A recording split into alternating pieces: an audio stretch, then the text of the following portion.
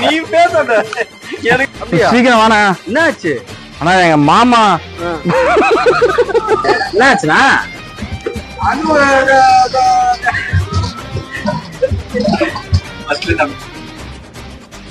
அண்ணா ஆக்ஷனா என்னாச்சு ஆமாப்பா சோ பண்ணா ஓட்டாதீங்க